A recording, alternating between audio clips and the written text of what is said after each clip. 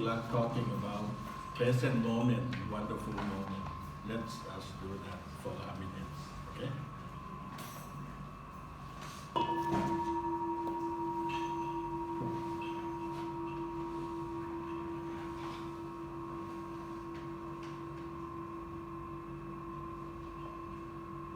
Breathing in deeply,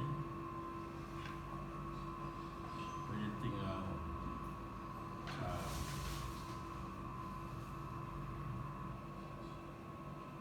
Breathing in and breathing out.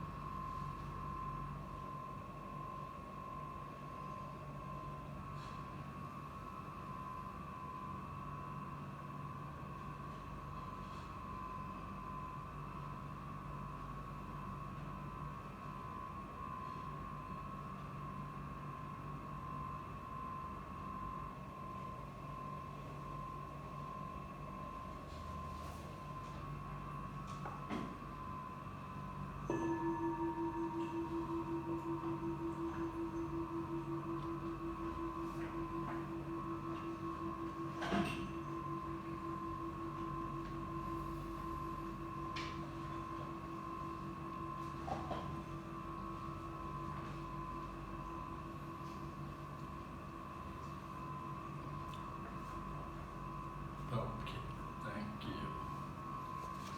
Hope that this 1 minute is not the escapism.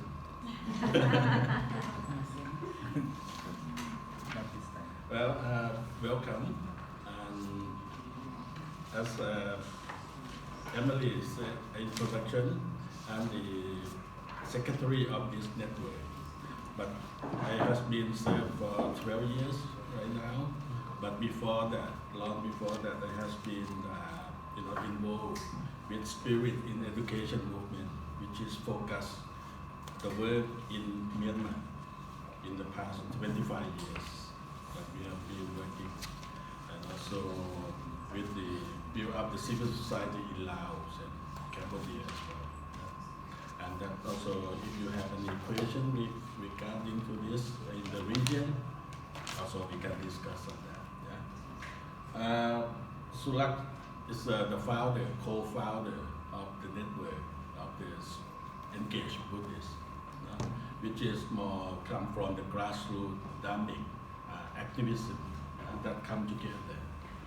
As he mentioned, this a kind of the forum of the small B Buddhist, not the capital B Buddhist, that we get together and how to respond to the not just only personal suffering, it's social suffering and environmental suffering as well. This is the mission of the INEP. INEP was established in 1989. That is with a small group of people, and then get together, and that also bring the Buddhist-based organization around the world to share resources and to support each other healing work in the world. The network also link activists, spiritual leaders, academic, and the others come together. And rooted in the treasure of the personal relationship, Kalyana Mitra. Sulak also mentioned about that. The Kalyana Mitra, the spiritual friends, the one that want to hear that you are Kalyana Mitra. The rest and original spirit of Sangha is a community. And then INEP also participants work in the decentralized manner, which is we didn't have the INEP branch in different countries. We just like a loose network that the people from different organizations bring their own identity into the platform. That's the main thing. Yeah. And also the network is served as a network of information and also identify and address structural suffering that is faced in the community, in the society, and in the world. And to articulate the perspective of socially engaged Buddhism regarding these suffering and trained Buddhist activists. That's why a lot of work of the INEP also very much on the education, training, build up the young leaders, and so on and so forth. They cooperate with activists from other spiritual tradition and social change organization. That's why we also collaborate with other faith-based group or the others, and that also is a link up to the work. And this the area of our work on the human rights, social justice, peace and reconciliation, environmental and climate change, gender and women empowerment, alternative education, alternative development and economics, reform and revival of Buddhist institutions, youth and spiritual leadership, development, child protection, culture and arts, interreligious and ecumenical works. This kind of the area of our work. In the early days, when regarding to human rights and social justice, we start, at that time, Myanmar under military, also the Thai government, they want to buy the gas, that Yadana gas. And we went to the protest, but we didn't succeed in terms of to stop the gas pipeline. Now they're still running it. And that some money from what we consume on this electricity and things like that, one way or another is support to military in Burma. But my office here also, we install the solar panels on the rooftop of the office. Some part of the electricity here also is, we run by our own. And also we work on this support in 2007 saffron revolution, in Myanmar, that the monk is protest, against military at that time. Also we support to them. Some of them also came to the Thai border.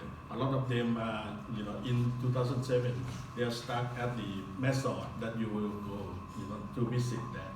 Even now also the situation after the military coup 2 years ago, a lot of people are stuck in Mesot area. That's why we want you also to visit and also to learn from different groups that we are going to, that they are struggle.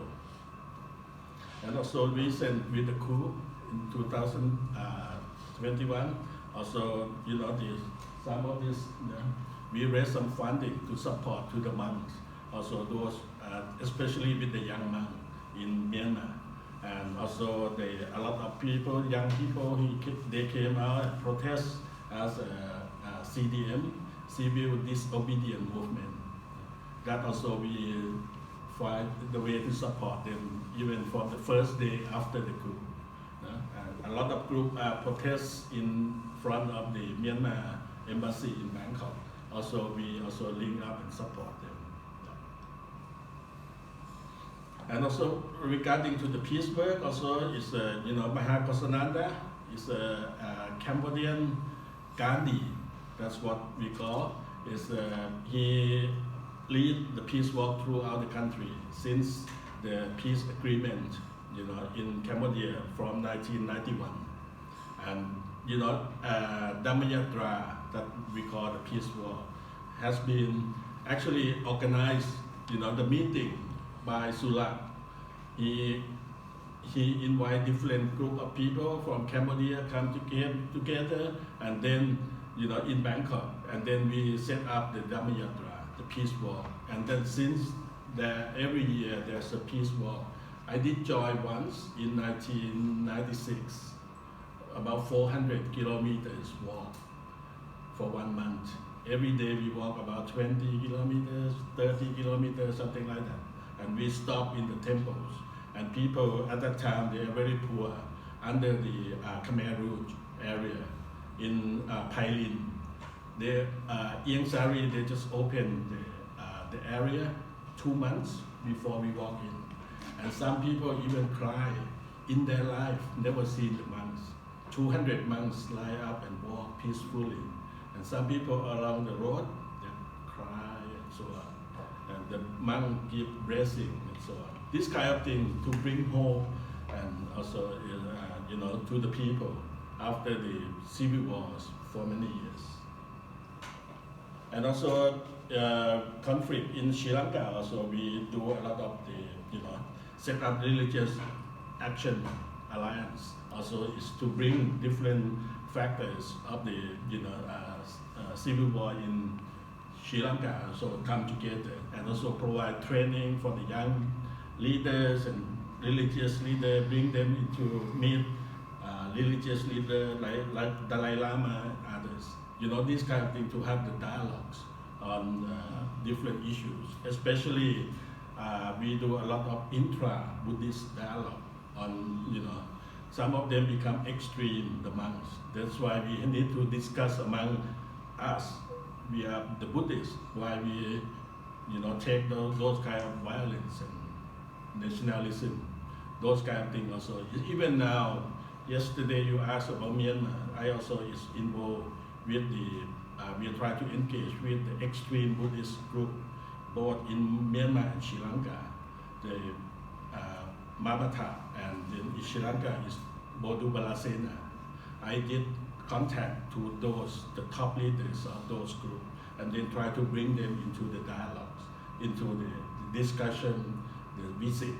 Even they came here to our office here, and I bring them to meet different Buddhist leaders, also that they can have share their concern, as well as also to have the sharing views together. This kind of thing is an ongoing process, and some of the change that can see in Sri Lanka a little bit toned down. Recently, the leader Yanasara, the angry monk in Sri Lanka. Now, recently they have a meeting with the ambassador of Saudi Arabia in Sri Lanka. This kind of thing also is a slowly move into that. North and South Korea, also we work closely with the Buddhist community in North Korea, in South Korea, and also with the Western Buddhist, also Buddhist Peace Fellowship as well. From 2013, also we set up International Forum on Buddhist-Muslim relations, which is that in Southeast Asia, 10 countries. There are about 40% of population in 10 countries. 40% are Buddhist, and 43% are Muslim. That's why, if these two groups, the Buddhist and Muslim in Southeast Asia, not live peacefully together, I think that no hope for the ASEAN.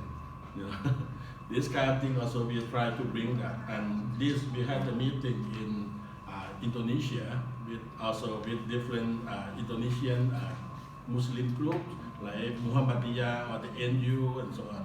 This also is a kind of ongoing process as well. Does this forum include Buddhist groups from Myanmar as well? Yes, we also bring them also into that, and we work closely with Religion for Peace and others. Recently, now we are running the project on Sangha for Peace, and that also is especially addressing about the freedom of religions and belief, and also on the religious inclusion and social inclusion, gender equality, and so on. And also we bring also the monks and bhikkhuni together, and also from different countries, Thailand, Myanmar, Sri Lanka. And also we also have the participant who is from the LGBT community. You will meet her, this one. Hua, she is coming and she will talk after me. She also participant of this project also. And that is a kind of the sharing, Even she also organized the workshop in southern Thailand with the bhikkhuni. The bhikkhuni, female monks, that is not recognized in Thailand, but they started about 20 years ago. Right now they have about 400 bhikkhuni in Thailand, which is now booming and growing also.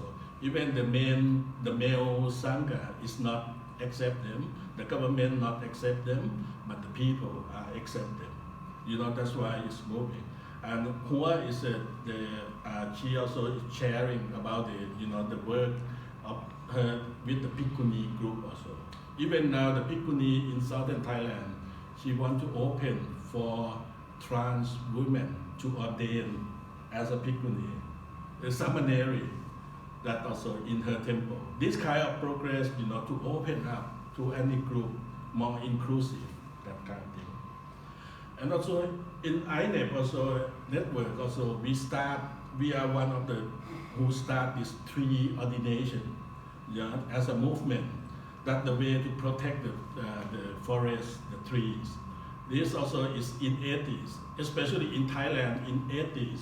They're turning the country into the industrial country.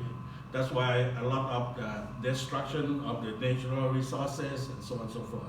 That's why it's the movement, our movement here. We have the meeting and start to do that. And now it's growing. You can see the book, this one, someone did the research about our movement. That also you can read on that. And now it's go to Cambodia, Vietnam, Laos, Myanmar, Sri Lanka, and so on, using the same. And also we work with the Christian group, especially in the north, in Chiang Mai area, the Hill tribe. They make weave the bamboo as a cross, and also they tie into the tree. Also, this is from the Christian, and also the animism. Also, they are doing the same. Can I pause you here? Could you expand a little more on the tree ordination? How do you do it? Well, mainly we, mostly, when the government take control, declare the national park or others, right? That the government control. But there are some other, especially on the boundary, there are a lot of the tree loggings and so on. And mostly the forest that's still alive because of the community. They live there, especially, in some area that the area that still have forests, because they're afraid of the goats, in that area. There's some kind of spirit or something like that, right? And that's why also we also see that from the Buddhist group, that to ordain with this saffron robes, that also make the forest become more sacred forest. That's also the way to do it. And in terms of ritual, there are some Buddhist chanting, and similar to when the human being go to ordain in the temple. That also, that kind of ceremonial is also did that. So you take the community with you, or yes. You invite the community Yes. to come there? Yeah, the community also there. And also during that time, the former king, he also is he is about 60 years of the former king. That's why also we make use of that, the what you call the royal ceremonial also, to promote that. 60 years of the king, and then 60 million right or something like that, to protect the forest. This can go very well in terms of hand in hand. If make use of it. It's extremely effective, and with the former king too, the love for him and the respect for the monks. Just one more question before you proceed. So where all have you done this? In how many places? Or is there a way to say all over that? the country. All over the country, Yes. but in other countries as well? Later on, also other countries pick up, like in Laos, in Cambodia, also do the same, And also we combine this also with the peace walk to protect, like in southern Thailand, in Songkhla Lake. Also we did the Dhammayatra to protect the lake. And you can use that is the tradition, the Buddhist tradition and local tradition to apply into the environmental protection also. And not just one day walk, and we stop in the temple, organize the event, give the talk, and also even have the show, the film or whatever, those kind of things, activities along, and also give awareness to the people as well. And also the work with this Joanna Macy on the deep ecology movement as well. Even the monk who's normally in Thailand, the monk is not allowed to buy or or drive or whatever. But this monk he changed, he came to our training in the early days of when we organized the training, and later on he want to organize it bike and then install the solar panel into the temples, into the school also. That's why. And as you see that let's save our earth, let's have good health, good friends, good deeds, this kind of thing. And 2015 we organized the Interreligious and Climate Change Conference in Sri Lanka. That also get together on on the issues, and not just only the Buddhists, it's interreligious and.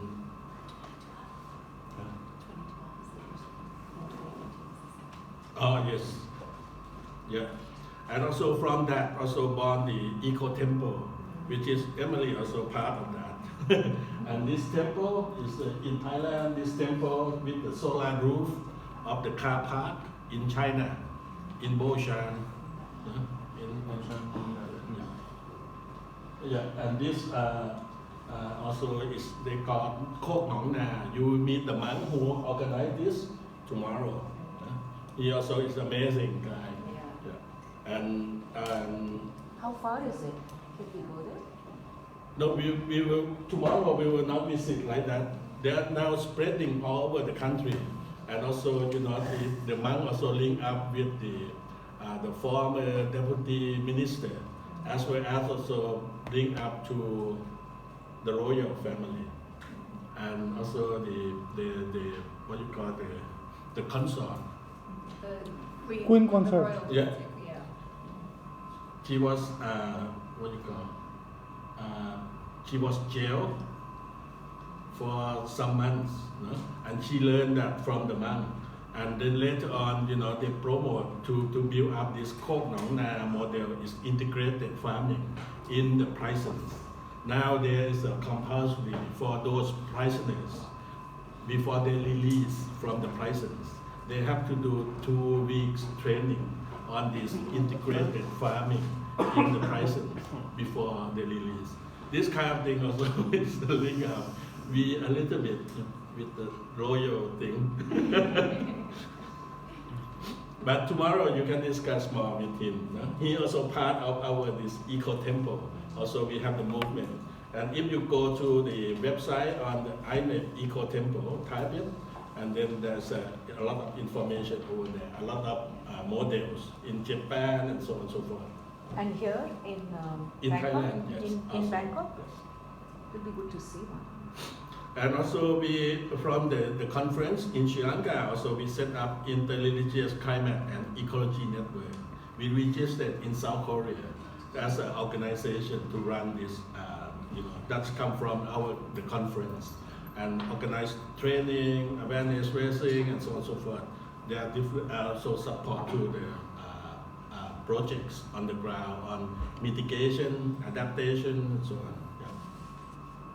And also we are part of the, INEP, also we are the member of IUCN, International Union of Conservation of Nature, which is unusual for faith-based organization to be member of this, IUCN. But we want to bring more, the faith-based into the environmental work on conservation as well. Also, we work on the campaign to reduce the demand of wildlife products. You see that it's from ivory, it's amulet. A lot of Thai people, they're hanging that. And now the Chinese, Singaporean, they love this kind of thing. No? They came to Thailand to buy all of this. And that kind of thing is, is we want to do the campaigns to, especially bringing the monks and nuns and to help the campaigns to reduce the demand. On the tiger also, they teach. Also, we work on this gender, women's empowerment. A lot of training has been provided. She is the first female monk in Thailand, Bhikkhuni. Now she's been ordained for 20 years. This time we didn't arrange to meet her. Otherwise, yeah, we can visit. And also recently, and also we